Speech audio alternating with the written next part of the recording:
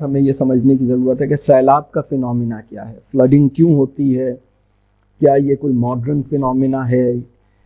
یا اور فلڈنگ کس طرح، یعنی میرا خیال ہے کہ یہاں بہت سارے لوگ آلریڈی اس بات کو واقف ہوں گے، جانتے ہوں گے۔ میں بہت اختصار سے چند باتیں عرض کر دوں کیونکہ اس کے اندر ایک بہت بڑا لیسن ہے ہمارے لیے، اور اگر ہم اس لیسن کو نہیں پہچانیں گے تو ہمارے جو لائف سٹائل ہے یا طرز زندگی ہے اس کی اصلاح پھر ممکن نہیں ہو سکے گی۔ تو سب سے بنیادی بات یہ ہے کہ فلڈنگ جو ہے یا سیلاب کا آنا جو ہے یہ ایک قدرتی عمل ہے، یہ ایک نیچرل پروسیس ہے، اور تاریخ میں پہلے بھی سیلاب آیا کرتے تھے اور ابھی بھی ایک سیلاب ہم دیکھ رہے ہیں۔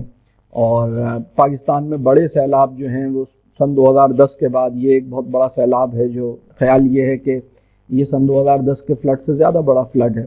تو اپنی بنیاد میں تو فلڈنگ یا سیلاب کا آنا ایک قدرتی عمل ہے،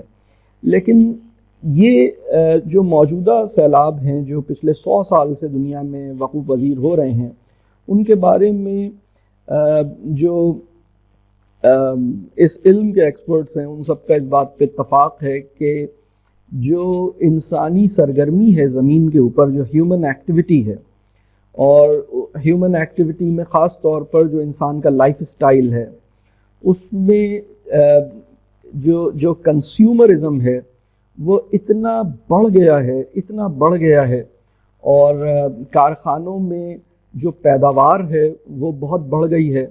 اور کارخانے جب بہت زیادہ چیزیں پیدا کرتے ہیں تو ان کی خواہش ہوتی ہے کہ یہ ساری چیزیں کنزیوم ہوں اور بڑی تیزی سے کنزیوم ہوں، اور خریدنے بیچنے کا سلسلہ آگے چلے، بازاروں میں رش ہو اور زیادہ سے زیادہ چیزیں سمیٹی اور خریدی جائیں۔ اور جب یہ بہت ساری چیزیں استعمال ہوتی ہیں تو پھر دوبارہ کارخانوں کو ضرورت پڑتی ہے کہ وہ مزید چیزیں بنائیں، اور انسان مزید چیزیں خریدتا ہے، اور یہ جو مسئلہ پیدا ہوا ہے یہ پچھلے 300 سال میں یہ چیز پیدا ہوئی ہے، اور پچھلے 100 سال میں یہ اتنی شدت اختیار کر گئی ہے کہ اب جو دنیا میں موسم اور جو جغرافیائی حالات ہیں، اور خاص طور پر جو کلائمیٹ ہے، اس کے اندر تغیر پیدا ہو رہا ہے، اس کے اندر کچھ تبدیلیاں آ رہی ہیں، اور انسانی سرگرمی جو ہے فضاؤں کو بھی اور پانیوں کو بھی اور زمین کی ٹوپوگرافی کو بھی انسانی سرگرمی کے اثرات ان سب چیزوں پہ پڑنا شروع ہو رہے ہیں، اور پچھلے 100 سال سے اس کے کچھ نتائج بھی ہم دیکھ رہے ہیں۔ تو قرآن کی ایک آیت ہے سورہ روم کی آیت نمبر 41، اس کا مفہوم یہ ہے کہ خشکی اور تری میں فساد برپا ہو گیا ہے لوگوں کے اپنے ہاتھوں کی کمائی سے، تاکہ مزہ چکھائے ان کو ان کے بعض اعمال کا، شاید کہ وہ باز آ جائیں۔ اب سوال یہ پیدا ہوتا ہے کہ خشکی اور تری میں یہ فساد کس قسم کا پیدا ہوا ہے، اور یہ انسانوں کے اپنے ہاتھوں کی کمائی سے پیدا ہوا ہے، اور پھر اللہ تعالیٰ یہ کہہ رہے ہیں کہ بھئی آپ نے جو حرکتیں کی ہیں یا آپ کے جو معاملات رہے ہیں اس کی وجہ سے یہ فساد پیدا ہوا ہے، اور یہ اللہ نے اس لیے اس فساد کو پیدا ہونے دیا ہے تاکہ ہمیں ہماری بدعمالیوں کا ایک رزلٹ یا کانسیکوینسز یا جو اس کا مزہ چکھایا جائے، یا اس کا ہمیں ایک اسی دنیا میں ایک امیڈیٹ پنشمنٹ دے دی جائے۔ اور اس پنشمنٹ کے پیچھے بھی اللہ تعالیٰ کا جو رحمان اور رحیمیت کی صفت ہے وہ غالب ہے، اور وہ یہ ہے کہ بھئی شاید کہ انسان اس ساری چیز کو دیکھ کر غور کرے، سمجھے، اور پھر اپنے معاملات کو ٹھیک کرے، اور وہ کہے کہ بھئی میں کیا کر رہا تھا، میرے کیا معاملات تھے جس کو مجھے ٹھیک کرنے کی ضرورت ہے۔ تو جو اس وقت سیلاب کی سچویشن ہے، دیکھیے ایک تو وہ سیلاب، میں نے جیسے پہلی بات یہ عرض کی کہ یہ قدرتی عمل ہے اور یہ پہلے بھی آتے تھے، بلکہ ایک قدیم یونانی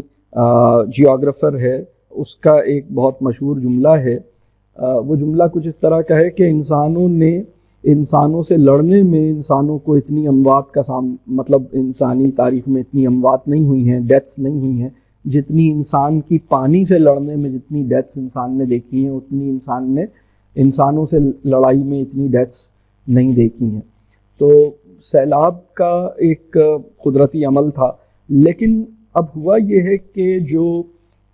گرین ہاؤس گیسز ہیں یا جو اجتماعی زندگی ہے جس کے اندر بہت زیادہ کنزیومرزم ہے اور بہت زیادہ اسے زندگی گزارنے کے لیے بہت زیادہ مادی اشیاء کی ضرورت ہے. وہ مادی اشیاء کہیں تو تیار ہوتی ہیں، وہ مادی اشیاء کارخانوں میں تیار ہوتی ہیں. اور اسی طرح انسانوں کو جس طرح کے ٹاؤنز کی مطلب اس نے اپنے لیے پسند کیے ہیں، وہ اس کے اندر ایک بڑی ہارڈ پیومنٹ ہوئی بھی ہے، اور وہ سخت کانکریٹ کے جنگل میں رہنا پسند اس نے کیا ہے. اور اس کی ایک خاص لائف اسٹائل ہے، اس کا ایک خاص لائف فارم ہے. اور یہ جو لائف اسٹائل اس نے اپنے لیے پسند کیا ہے، یہ اس دنیا میں پہلے سے ایک نیچر کا ایک سائیکل چل رہا تھا. وہ سائیکل انسانی زندگی اور انسانی زندگی کی جو ماڈرن فارم ہے اس کی وجہ سے وہ جو پہلے سے چلنے والا لائف جو نیچر کا سائیکل ہے وہ ڈسرپٹ ہو رہا ہے، یا وہ اس کے اندر رخنا پیدا ہو رہا ہے، یا وہ اس کی وجہ سے متاثر ہونے لگا ہے. اور جیسے جیسے کاربن ایمیشنز بڑھ رہے ہیں، جیسے جیسے دنیا میں کاربن ایمیشنز بڑھنے کی وجہ سے گلوبل وارمنگ بڑھ رہی ہے، ویسے ویسے گلیشیئرز جو ہیں وہ اپنی جس رفتار سے ان کی میلٹنگ ہوتی تھی اس سے بہت زیادہ تیزی سے اب وہ میلٹ ہونا شروع ہوئے ہیں. پاکستان دنیا کے ان علاقوں میں ہے جہاں ایک اندازے کے مطابق کئی ہزار گلیشیئرز چھوٹے اور بڑے موجود ہیں، اور اب یہ بہت تیزی سے پگھل رہے ہیں. دنیا میں اور بھی جگہوں پر، مطلب دنیا کے اندر ہم جانتے ہیں کہ نارتھ پول کے اوپر بھی یہ مسائل پیدا ہو رہے ہیں، اور بھی جگہوں پر یہ مسائل پیدا ہو رہے ہیں. دنیا کے وہ علاقے جہاں سارا سال برف رہتی تھی اب وہاں پر جھیلیں بننے لگی ہیں، اور برف جو ہے وہ بڑی تیزی سے پگھل رہی ہے. اور یہ جو پوری انسانی ایکٹیویٹی ہے جس میں انسان کو مستقل چیزیں چاہیے، انسان جو بھی چیزیں خرید رہا ہے اس کی لائف 1-1.5 سال 2 سال ہوتی ہے، اور اس کے بعد پھر دوبارہ اسے چیزیں چاہیے ہوتی ہیں. اور تمام انسانوں کے ساتھ یہی مسئلہ ہے، اور اس کے نتیجے میں کارخانوں کو اپنی پروڈکشن بڑھانی پڑ رہی ہے، اور اس کارخانوں کی پروڈکشن بڑھنے سے کاربن ایمیشن پیدا ہو رہا ہے، اور اس کی وجہ سے نیچر کا ایک سائیکل افیکٹ ہو رہا ہے، اور اس کی نتیجے میں درجہ حرارت جو دنیا کا ہے وہ مستقل بڑھ رہا ہے، اور اس کے نتیجے میں گلوبل وارمنگ ہے، اس کے نتیجے میں گلیشیئرز کا پگھلنا ہے، اور اس کے نتیجے میں پانی کا ایک کہہ لیجئے جس رفتار سے اور جس پیٹرن میں اور جس میگنیٹیوڈ کے ساتھ وہ پانی سفر کرتا تھا، اب اس کے اندر ایک بہت اس رویے میں اور اس پیٹرن میں ایک بڑی تبدیلی واقع ہو گئی ہے. اسی طرح اس پوری جو گلوبل وارمنگ ہے اس کے نتیجے میں ایک اور کام یہ ہوا ہے کہ مونسون کا پیٹرن جو ہے وہ بھی بہت بری طرح سے افیکٹ ہوا ہے. اور پاکستان کے اندر جس راستے سے مونسون کا سسٹم داخل ہوتا تھا اب اس نے اپنا راستہ کچھ تبدیل کیا ہے. دنیا میں بھی یہ واقعہ ہو رہا ہے، اور وہ جو مونسون کا پیٹرن جو کئی 100 سال سے چل رہا تھا یا کئی ہزار سال سے چل رہا تھا اس کے اندر ایک بڑی تبدیلی واقع ہو رہی ہے. جو ہم اسباب کی دنیا میں ہم چیزیں دیکھ رہے ہیں تو ہمیں یہ نظر آتا ہے کہ انسانی سرگرمی جو ہے وہ ایک بہت بڑی وجہ بن رہی ہے. اور انسانی سرگرمی کے ساتھ یہ جو کارخانے ہیں اور یہ چیزیں انسانی سرگرمی کے ساتھ جڑے ہوئے ہیں، مطلب انسان کو جو چیز چاہیے وہ کارخانے اس کو بنا کے دیتے ہیں. تو ایک مسئلہ یہ ہوا ہے. دوسرا جو مسئلہ پیدا ہوا ہے وہ جو قرآن کی آیت تھی کہ خشکی اور تری میں فساد پیدا ہو گیا ہے انسان کے اپنے ہاتھوں کی کمائی سے، وہ یہ ہے کہ پانی کے گزرنے کے جو قدیم روایتی اور پہلے سے طے شدہ راستے تھے جسے ہم آبی گزرگاہ کہہ سکتے ہیں، وہ آبی گزرگاہوں پر انسانوں نے، چونکہ وہ بہت فرٹائل لینڈ ہوتی ہے تو اس کے اوپر انسانوں کی بستیاں قائم ہو گئیں، وہاں مکانات بن گئے، وہاں گاؤں بسا لیے گئے، بہت سی جگہوں پر اس جگہ پر بسیرا کر لیا گیا. اور یہ جو پانی کے گزرنے کے راستے ہیں نا، یہ بھی اللہ کی بڑی نشانیوں میں سے ایک نشانی ہے. پانی خود ایک نشانی ہے، پانی کے گزرنے کے راستے بھی اللہ کی نشانیاں ہیں. اور پانی کو یہ یاد ہوتا ہے، مطلب پانی کبھی اپنا راستہ نہیں بھولتا، پانی اپنا راستہ، پانی اسی راستے سے گزرتا ہے اور بہت عرصے سے اسی راستے سے گزر رہا ہوتا ہے. تو بہت سی جگہ پر یہ مسئلہ بعض اوقات ماڈرن ٹاؤن پلاننگ میں بھی کبھی کبھی ہوا ہے، اور بعض اوقات انڈیویجول لیول پر بھی ہوا ہے، اور بعض دیہاتوں میں بھی یہ مسئلہ ہوا ہے کہ جو پانی کی گزرگاہیں تھیں جہاں سے اگر فلڈ آتے تھے تو بعض جگہوں پہ فلڈ کینالز بنی ہوئی تھیں، بعض جگہوں پر اس کے اسپل ویز بنے ہوئے تھے، اور دریا کے دونوں طرف اتنی اسپیس تھی کہ اگر فلڈ آئے تو وہ فلڈ جو ہے وہ نقصان کا باعث نہ بنے. بلکہ اس میں ایک بات اور بھی سمجھ لیجئے کہ فلڈ جو ہے وہ صرف نقصانات نہیں کرتا بلکہ اس کے کچھ فوائد بھی ہوتے ہیں, اور وہ زمین کو چارج کرتا ہے, اس کے نتیجے میں کچھ زراعت کو کچھ فوائد بھی حاصل ہوتے ہیں, زمین کو بھی کچھ فوائد حاصل ہوتے ہیں. تو لیکن نقصانات اس صورت میں ہوتے ہیں جب ہم اس پانی کے راستے میں کھڑے ہو جائیں, یا پانی کے راستے میں ہم نے آبسٹرکشنز بنائی ہوئی ہیں, ہم نے کچھ تعمیرات کی ہوئی ہیں, ہم نے بستیاں بسائی ہوئی ہیں. اب اگر وہ بستیاں بسی ہوئی ہیں تو پھر انہیں نقصان ہوگا. تو یہ ایک دوسرا بڑا پرابلم ہوا. پہلا مسئلہ یہ ہوا کہ ہمارا کنزیومرزم جو ہے اس نے کاربن ایمیشنز بڑھائے اور گلوبل وارمنگ اس کے نتیجے میں بڑھی, اور گلیشیئرز ایک زیادہ رفتار سے انہوں نے پگھلنا شروع کیا. دوسرا مسئلہ یہ ہوا کہ ہم نے پانی کے راستوں پر تعمیرات کر لی, اور اسی کے ساتھ ساتھ ایک کام یہ کیا کہ درختوں کو بڑی تعداد میں کاٹا, اور درختوں کو کاٹنے کی وجہ سے جو سیلاب نے جو نقصان نہیں کرنا تھا, یعنی مثال کے طور پر جو سوائل کی ٹاپ لیئر ہے اس کو ایروڈ کرنا, سوائل کا سیلاب کا یہ فنکشن جو ہے وہ ہماری نادانی کی وجہ سے ہوا ہے کہ سیلاب جب آتا ہے تو ٹاپ سوائل کو بھی بہا کے لے جا رہا ہے, ایروڈ کر رہا ہے ٹاپ سوائل کو. لیکن اگر ہم جو نیچرل گروتھ ہے یا درخت ہیں یا جس بھی طرح کی جو گروتھ اس کے اوپر ہو سکتی تھی, جو گرین گروتھ ہو سکتی تھی, اس کو ہمیں کٹ نہیں کرنا چاہیے تھا, اس کو ہمیں پلینز نہیں کرنے چاہیے تھے, بلکہ ہمیں اس کو کچھ جگہ ایسی چھوڑنی چاہیے تھی. تو یہ کچھ چیزیں تھیں جس کی وجہ سے یہ اور زیادہ مسئلہ ہوا. تیسرا ایک پرابلم اور ہوا, یہ مسئلہ بھی ہمارے